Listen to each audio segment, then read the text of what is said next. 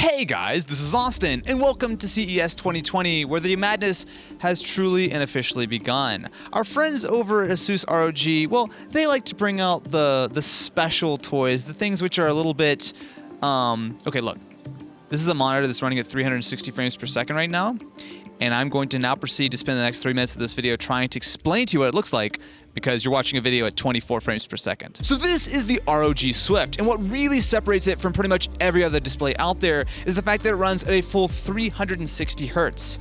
Yes, we've gone past 60, past 144, past 240, all the way to 360 frames per second. Now, can you tell a difference? It depends. Are you good at games? If not, so this is very much aimed to be an esports monitor. It's not really meant for Ken to play Red Dead. So compared to something like 120 frames per second, what I can see with my naked eye, which I don't know why I would look at it with anything else, is the fact that while the 120 and the 360 look very smooth, but the main difference is in the actual clarity of the image. So if you try to look at, say, like the text on this Dota demo, it's very blurry running at like 120 or 144, or even up to 240, whereas at 360, it is razor sharp. Now, there's certainly downsides to this display. So it only runs at 1080p. It is very much not meant to have like a ton of crazy high-end like HDR specs. The main idea here is that this is an esports display. It is meant to be the fastest display that you could pretty much possibly get your hands on. And if you're a ninja, this is going to be great. And if you're everyone else who wants to be as good as him, be good first, and then the display will be helpful. JJ, in one sentence or less, can you please describe why you love the monitor that's right in front of us right now? I don't even need one sentence, man. That was your whole sentence. Okay, maybe I need 2 words. 1152 zones, 1400 nits.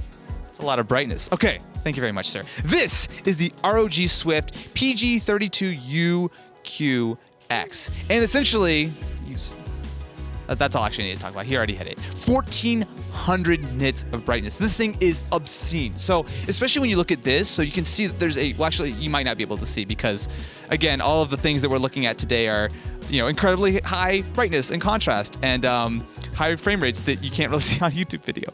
But trust me when I say this thing looks incredibly bright. So especially when you look at the contrast between some of the darker areas here in this fire, I mean, it is like eye-searingly bright. It is so bright. And the cool part about this is that you have a ton of other capabilities with the fact that it runs at 144 hertz, that you do have a full 4K resolution. It's a full 32-inch display. But when you're sitting right in front of it, not even counting any of the other stuff, just purely looking at the HDR implementation, it is absolutely incredible at how much dynamic range you're getting. Now, if you want to go even bigger, there's the 43-inch display, which not only has a full 4K resolution, what I really like is it will run at a full 144 frames per second with a single DisplayPort cable.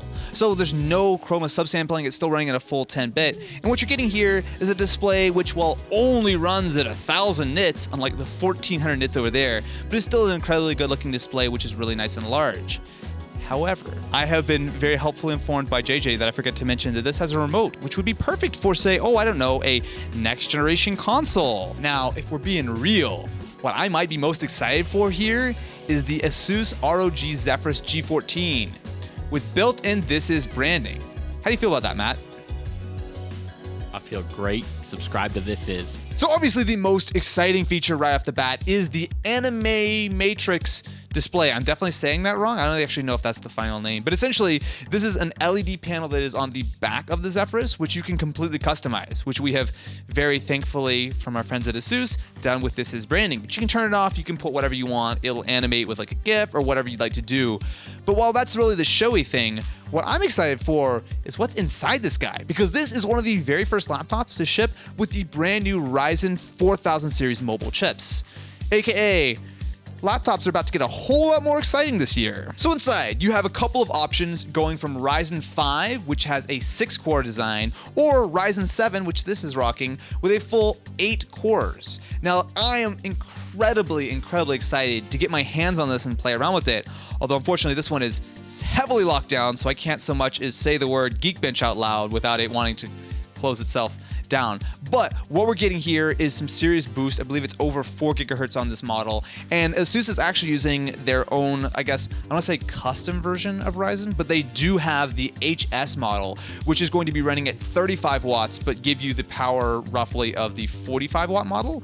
So essentially what you get here is an incredibly powerful laptop processor with 8 cores and an AMD system, which is very exciting. For real though, this is an incredibly exciting moment because laptops especially have been very much dominated by Intel, even on the gaming side, but especially on the portable side. However, with Zen 2 hitting with the Ryzen 4000 series and going up to 8 cores on a laptop, which let me just sort of make clear is actually very portable. So this is a 14-inch laptop with an RTX 2060 and an 8-core Ryzen processor, and yet it's not that much bigger than most Ultrabooks. So it starts with Ryzen 5 and then a 1660 Ti, but if you will go all the way to Ryzen 7 and an RTX 2060, we should still only be looking at about $2,000, which for this level of power, especially if Ryzen 4000 series is as good as I hope it is super exciting. It also has a really small 180 watt power brick, which I say really small, but considering it's 180 watts, it is pretty small. But the other cool thing is it also supports USB-C power delivery, which means that as long as you're not gaming, you can actually use a standard power brick up to 65 watts and it will charge the laptop. I should also probably mention that it has a 120 hertz panel with 1080p, or if you want a high resolution, you can go up to 1440p at 60 hertz. Now, beyond that, there are a couple of other things. So of course it does have not only the ErgoLift design, but you have a pretty solid variety of ports, including a couple of USB-A, a couple of USB-C, as well as HDMI. And one of the coolest parts about this is the fact that it actually looks very, I don't want to say gamery because it doesn't, but it looks nice. I will say that the Zephyrus definitely kind of this generation, I think it looks grown up, especially in this gray. There's also a white model, but it doesn't look super show-offy, which is nice because this is a very thin laptop. It's a very powerful laptop, but it doesn't really look like some huge, bulky gaming laptop. And for me, that's really what I'm looking for. I am incredibly excited for this laptop when it comes out in 2 to 3 months, depending on where you are and depending on how quickly they build them. So that, my friends, is a look at what Asus has to offer here at CES 2020. Definitely be sure to subscribe to the channel for lots more CES coverage this year, as well as you can check out some of the other videos here, and please wish me luck because I have many more videos to make, or everything else I see is lame and I'm gonna go hang out in Vegas for a couple days. It's win-win, I don't know.